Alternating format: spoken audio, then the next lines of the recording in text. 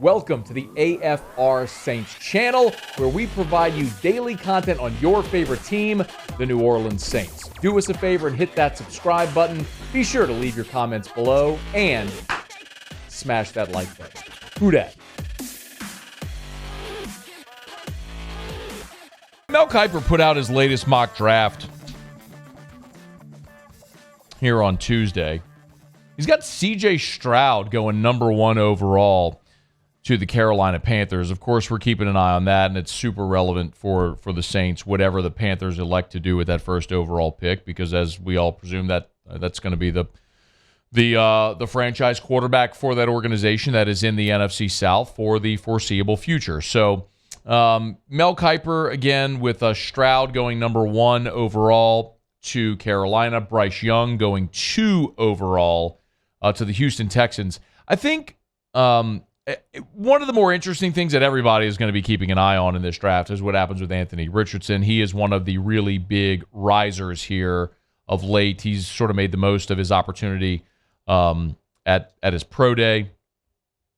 And if you're wondering, they've got Indy trading up to 3. Kiper has Indy trading up to 3 to take Will Levis. He's got Will Anderson going 4 to Arizona. And then Seattle, with the pick that they got from Denver through the Russell Wilson trade, taking Anthony Richardson at 5 overall. So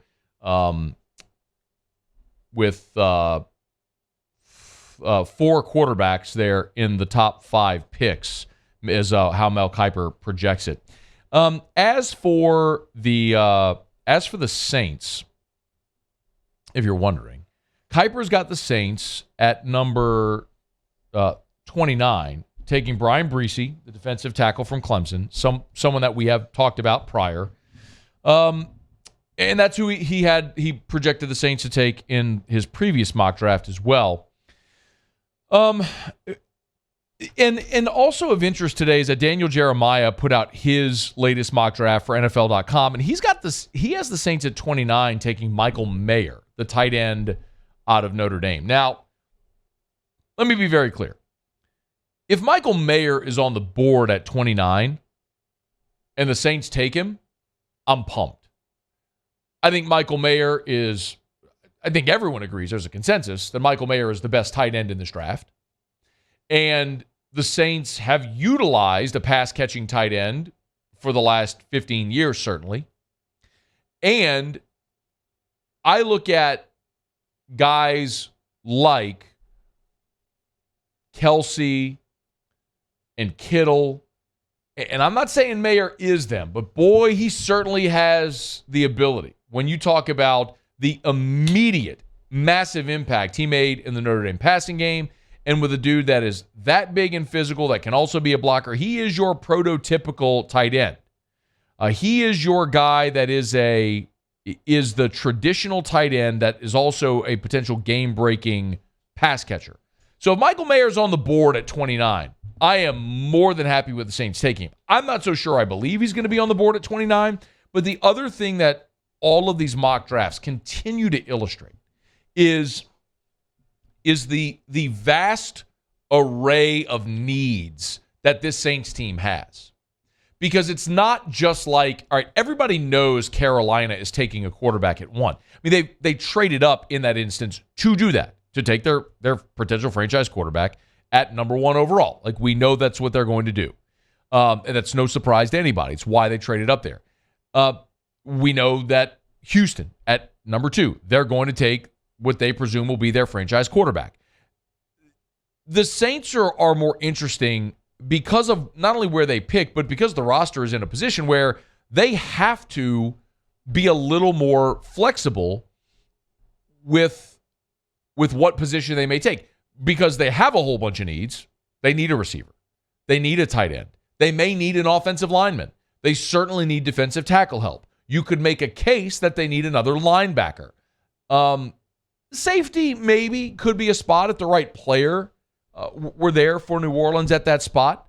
But more than anything, I am on board with the Saints at 29 taking the best player available, not necessarily best player at position of need.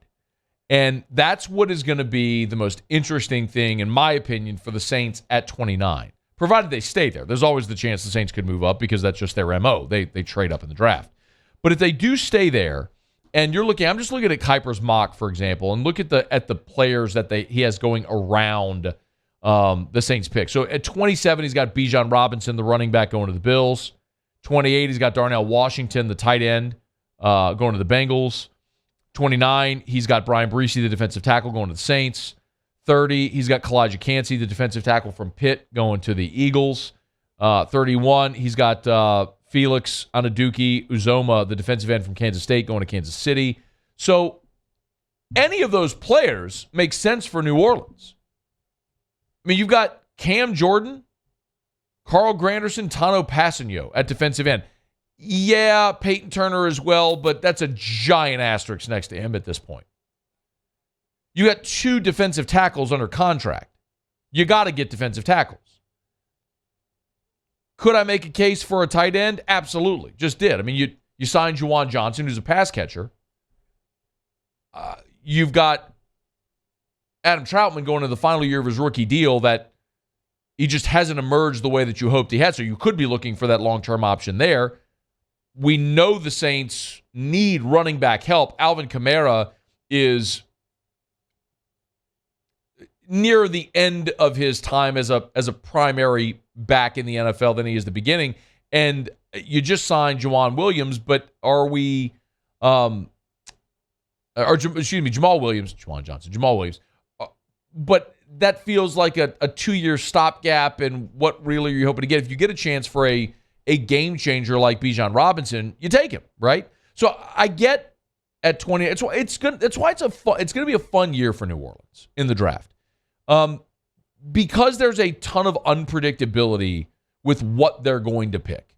And where they're going to pick, my feeling of what the Saints are going to do is they're going to look around and say, where's the value? I feel like this is the exact same situation they were in 2017 when they traded Brandon Cooks to New England and they got the 32nd pick in the draft, and they saw Ryan Ramczyk, who they had graded as the best tackle in the draft, and they took him, even though they didn't need a tackle. They saw a guy, they had a top half of round 1 pick on him at a valuable position, and they said, we think he's the best right tackle in the draft. We're taking him.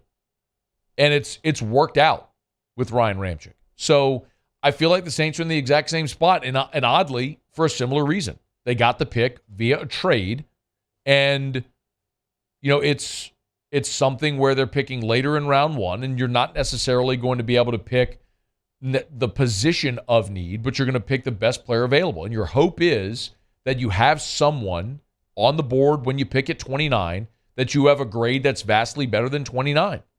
I mean, I learned this talking to Mike Titilio on the show for so many years, where a team may look at the entire draft board and assign a first-round grade to 18 players. I'm just throwing out a number. Let's say the Saints give a first-round grade to 18 players. Well, you pick 29th. So when you're sitting there at 29,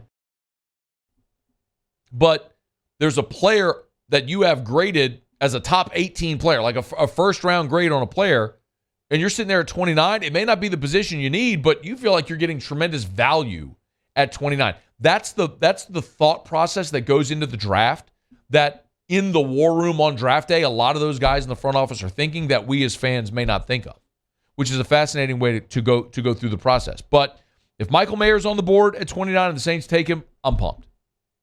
If Brian Bresee from Clemson's on the board at 29 and the Saints take him, I'm pumped. I think the draft as a whole will come back the Monday after that draft, and I'll be able to assess how I feel about it. But I think it's going to be hard to be disappointed after that Thursday, that first day of the draft, with whatever the Saints do. As long as they get value, there's so many positions where they have a need. If they get someone where you feel like you got value at 29, provided they stay at 29, I'm probably going to be really excited about it. Every mock draft I've seen, there's not a single time where I've seen someone project a player to the Saints at 29, and I've been like, God, I hope that doesn't happen. It's not like in years past where you may see someone mock the flashy wide receiver to the Saints. Like, please no. This year, I'm with it. Draft is a little more than a month away. Excited about it. Hey, thanks so much for watching. Please leave your comments. I love to interact. And be sure to hit the red subscribe button below.